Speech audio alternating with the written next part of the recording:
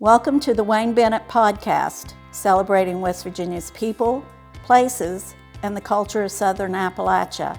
Now here's your host, Wayne Bennett. Welcome to the Easy Come, Easy Go podcast. I'm your host, Wayne Bennett, and this is our 21st episode. And I would like to give a big shout out to Gary Wilburn, a good friend of mine. We grew up together on Klaus Street in Beckley, and Gary was an established musician and used to play with a couple of different religious groups. And he tunes into our podcast every once in a while, and I'd like to give a shout out to Gary. And most people that know me, you know that I like dogs. I don't keep a lot of dogs. I've had a dog in my life ever since I was about 5 years old, and I'm not going to get into any sad or morbid stories. But you know, we've had dogs that come and go, and but they've brought a lot of pleasure to my life. And got one now named Mia. It's named after my grandmother. And she's something different. But in one particular instance in my life, I didn't really have a pleasant experience with the dog. My son Jeremy had a car, and a muffler was coming off of it. And he was working, and I was off during the summer, and he couldn't get the car to the muffler shop to get it fixed. And so I told him, well, take my car to work, and I'll take your car and get the muffler put on. So that's what we agreed to do. Well, on the way out the road, I was driving his car and had a big hole in the exhaust pipe, and got a few miles from the house, and the tailpipe and muffler started dragging the ground and making a terrible noise. And so I pulled over off the road, and I actually pulled into a parking lot of this company that sold nuts and bolts and different types of hardware. It had several people that worked there. And I climbed underneath the car to look and see what the damage was. And I thought, maybe with a little duct tape or clothes hanger or something like that, I could get it put back together long enough to get it to the muffler shop.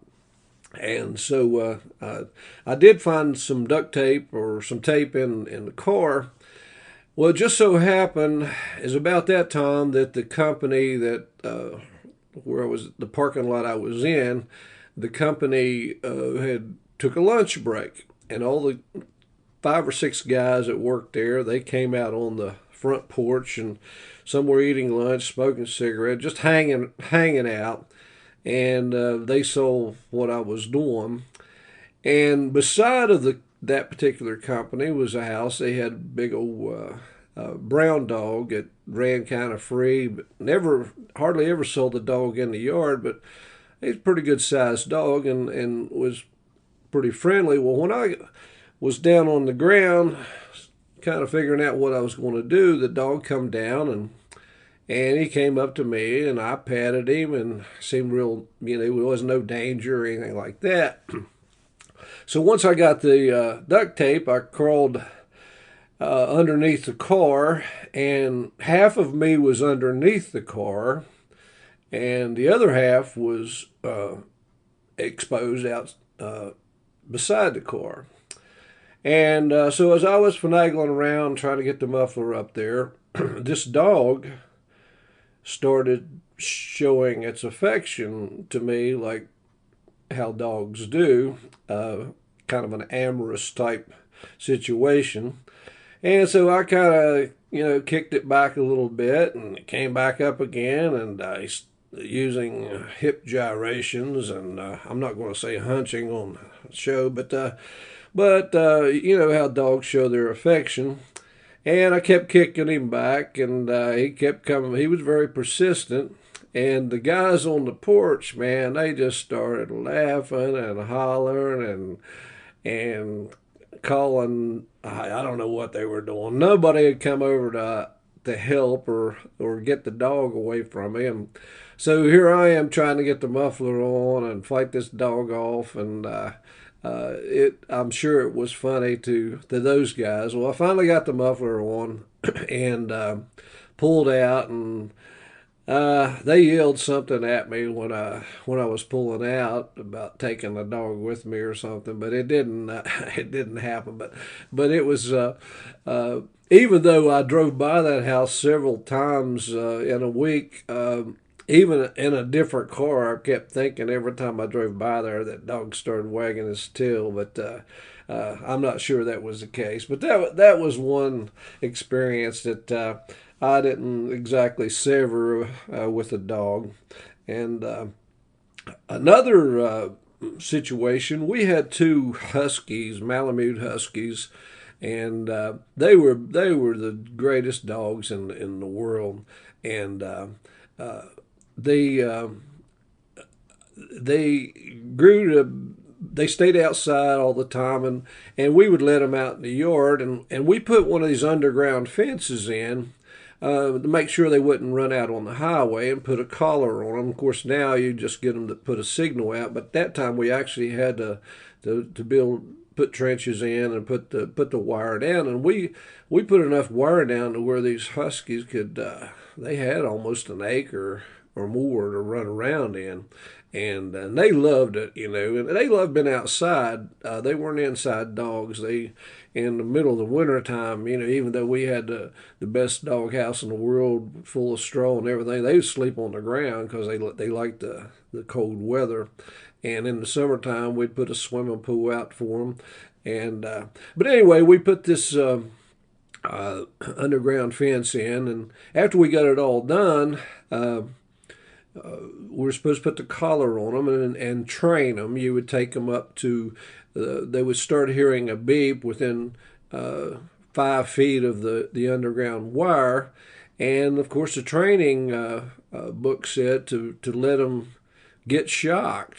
And once they relate the noise, the beeping, to the shocking, they knew every time they got close to the fence that they were in some kind of danger, and they wouldn't go any farther. That was the whole gist of the training. Well, once we got that in, and my wife kind of got concerned, I don't want to hurt the dogs, and they're my babies. And I said, well, it doesn't really hurt them, it just gives them a mild shock. And I said, once they get trained, they won't go near that particular fence. And so to prove, I'd read in the instructions that it was only like 5 amps or something, and I thought, well, that's not very much electricity. That can't hurt anything.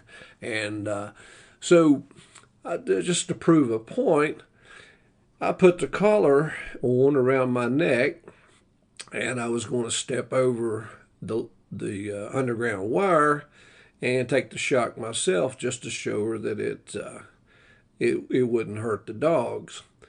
And so I proceeded to do that, and she was watching, and I said, see, it won't hurt. So so I went to step over the underground wire, and man, I got this jolt of electricity, and it went from my neck down to my feet. And I mean, it was, I thought I got struck by lightning, and I hate to get shocked. I don't know whether you do or not, but man, I hate to get shocked. And I mean, it was a powerful jolt. Well, instead of running on through and breaking the electricity voltage or stepping backwards, I took off running sideways, and or laterally, and as I ran sideways, I continued to receive the shock, and 15, 20 yards down through our yard, I was getting shocked from the neck down, and I finally got smart enough to get out of the line of the electricity. And it didn't make any burn marks or anything like that, but it was a heavy jolt, and it was really pretty funny because here I wasn't expecting that. But it was the dogs. Once we got them trained, then they were very good. They were intelligent dogs, and they never went close to the fence. And half the time we didn't even have the fence on, but they knew where their limits were, and that particular thing worked out. But my advice to you is don't put a collar on to prove a point, and you'll live a lot longer, I'm sure. And we had a little dog. The neighbor dog had some pups, and this one was the smallest of the brood, and it had a short tail, and neighbor showed us the puppies, and we didn't have a dog at that particular time, and we kind of wanted this dog, and it was a light brown small animal, and we took her and named her Tawny, and that's kind of means light brown or whatever, and Tawny was just the sweetest puppy. And so when she got a little older, we had been told to females let them go in the heat, and then after that, when you can have them fixed, so they wouldn't have any puppies. And of course, there's a lot of different theories about that. Some people say wait, and some people say don't wait, and do what the vet tells you to do. But in this particular case, we let her go in the heat one time, and then we decided to have her fixed. And so the day that we had her fixed, Diane brought her home, and she was sore and couldn't hardly move around very much, the dog. And so she laid around most of the day. And the second day, we decided, we'll get her outside. So we took her out and just laid her in the yard. She moved around a little bit, but she didn't go very far. And she was still pretty sore, and she was cut pretty good. And we had a driveway that was only a one-lane driveway, so we had two cars, and so when you pulled one car in, you always pulled the other car behind it. And if somebody had to get out and they were in the front car, sometimes we'd have to move the back car, or you could kind of maneuver around and pull through the driveway. I mean, pull through the yard and to get out without moving the car behind it. And so Diane came out to get in the car and go somewhere, and she forgot that we had laid the dog in the yard. And so she maneuvered around. We had a Honda, and so as she was backing out, she ran over the dog with the front part of the car. And once she did that, she backed up enough, she saw the dog laying there, and she gosh, oh my gosh, I've ran over the dog, she got out, and the dog was laying there, and it wasn't bleeding, it wasn't really crying out or anything like that, and so she picked up the dog and brought it into the house, and we watched it and checked it and everything, and after a period of time, other than the dog being sore from the operation, there was we didn't see any broken bones, didn't see anything wrong with the dog. And in a couple of days, the dog was up walking around and everything. Now, it might have been traumatized because of the owners, giving the dog an operation and having her fixed, and then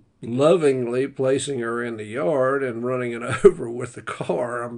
I'm sure the poor dog was wondering where in the world these people come from. But that dog was she ended up, it didn't bother her health wise. She ended up living 18 years and 3 months. She raised our two sons. And she was something else. She would put the youngest boy, Jeremy, to bed, make sure he went to sleep, and then she'd go crawl in bed with my oldest son John, and she was something special. But it was kind of funny after it was all over. Once we realized she wasn't hurt seriously, but Tawny was a fine dog, and the other situation I had with a dog was Diane and I used to walk in the mornings, and we'd go to different neighborhoods just so it wouldn't be boring. And we'd walk anywhere from 2 to 5 miles. It depended on where we were at, and we would walk pretty early before traffic or people got stirring. And so one particular day we were walking in an area we used to call Stanford City, and walked up the hill and was walking back down. And I had a red shirt on, a t-shirt. It was in the summertime. And as we were going back down the hill, there was this one house that had a fence about 6 feet high, and two Rottweilers ran out and started barking at us. And you could tell one of them was older. I assumed that was the mother dog. And she was 70, 80 pounds, maybe even bigger. She was a good sized dog. And the other one you could tell was younger, probably her pup, but it was about a year old. He was full grown and everything. And they were cutting the shine. I mean, they were barking, and they but luckily they had a 6 foot high fence, and so we just kind of hurriedly walked on down the hill. And after we got about 50 yards past the house, we heard something and turned, and the mother dog had gotten out. I don't know whether she climbed the fence or whether she had gone under the fence, but she was really vicious, and she was coming right after me. And I don't know whether it was, I mean, you could see it. And I know a mean dog when I see one, and this dog was ferocious. And I think it might have been the red shirt that upset her. I don't know. But the other dog didn't get out. Well, anyway, here she is running full blast and, growling and everything. And so I did what any red-blooded American guy would do. I grabbed my wife, Diane, and put her between me and the dog. Now, that wasn't a planned response. It was just a response, and a reaction. And whatever the case, it did slow the dog down. The dog tried to get around her a couple of times, but I kept kind of pulling Diane in front of us, and the dog finally backed off. And as we got on down the road, of course, Diane was scared to death, and I was scared to death. But I finally realized what I had done. I thought, it wasn't supposed to be this way, and I've paid for it years since. It wasn't the bravest thing to do in the world, and I can't absolutely guarantee that I wouldn't do the same reaction if it happened again. But hopefully it never happens again. But I think Diane has forgiven me. But those are just a few funny stories with dogs, and I've had some other. If you can make fun of yourself, I guess that may be the best medicine sometimes. I was going to school in Charleston, and one particular time I was taking a night class, and at Morris Harvey College, it's University of Charleston now. And when I was going to school down there, they had a Taco Bell, and Beckley didn't have one at that time. And the tacos were only 18 cents a piece when I was in college. This is back in the early 70s. And so I could get 2 tacos and a drink for 65 cents. and money was kind of tight. Being a college student and a new married person, and didn't have a whole lot of money. So that's where I ate a lot, there in Canal City at the Taco Bell. And so one particular night I had gotten out of class, and man, I was kind of hungry, and I said, well, I'll get on the way home on the turnpike. I said, I'll get a couple tacos and a drink, and I'll just eat them while I'm driving, which I'm not advising anybody to do. But so I got two tacos, and I started up the turnpike, and it was dark. It was 10 o'clock at night, and I didn't want to get, how messy tacos can be sometimes, but I didn't want to get any on me, so I kept the taco in the wrapper. And riding up the road, come through, Marmette, that area, and about the time I got to the first toll booth, I had finished. I was finishing up the first taco, and when I pulled into the toll booth area where you got a lot more light, I had I'd eaten the whole taco, and I realized at that time that I'd eaten about half the wrapper on the taco, and it was. I thought, man, I didn't even gag or anything, and I guess it probably had a little hot sauce on it. So I mean, it wasn't bad, But so I ate a taco on half the wrapper, and I don't know whether anybody else has ever done that before. I wouldn't advise it, but it's just one of them things. And the second taco I didn't eat with the wrapper on it, so it wasn't that good. But my taco experience, and one last little story I want to share with you.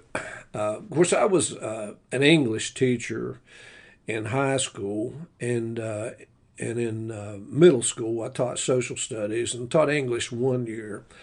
But my son Jeremy had, when he was growing up, we had him at preschool at the YMCA, Young Men's Christian Association. We had him at Stevens Episcopal School, Episcopalian, and we had him. We did this mainly because of work-related schedules and everything. We also had him in St. Francis de Sales, a Catholic school. So he didn't know what he was, I guess, coming up. And of course, now he attends the Church of God, so he's getting a full exposure to different types of religious tenets and it is isms, I guess. But anyway, Diane came. It was on a Saturday morning. I was reading the newspaper, and she came in. She said, Jeremy, I think Jeremy was 4 or 5 years old, said he wrote his first sentence. You're going to be proud of him. And I said, really? Said, yeah, he wrote it, the first word had a capital letter, and he had a period at the end. And she said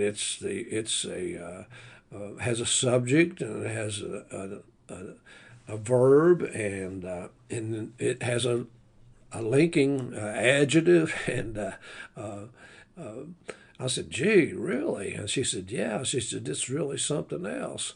And I said, yeah, I want to see this. I want to see this sentence. And she said, well, the bad news is he wrote it on his brother's wall in his bedroom and in an orange crayon.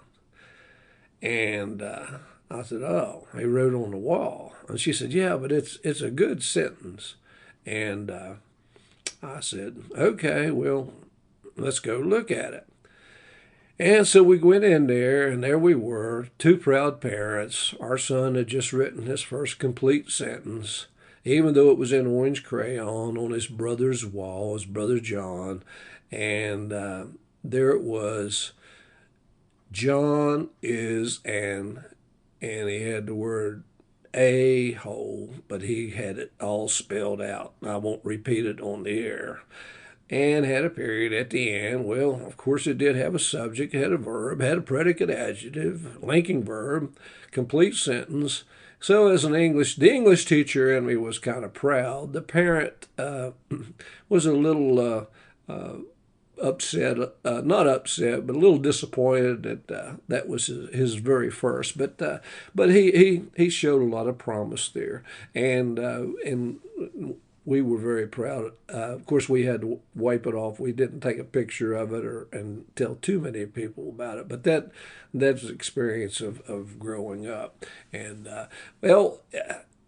this coming week, we are going to probably have another episode with a guest. We're just trying out some new equipment today. And if you would like to be on our show, we'd love to have you. Everybody's got a story. And just contact me right now at awbennett50@gmail.com. And we'll get you on here. We'll get you a schedule, and we'll talk about whatever you want to talk about. And I'd love to have you.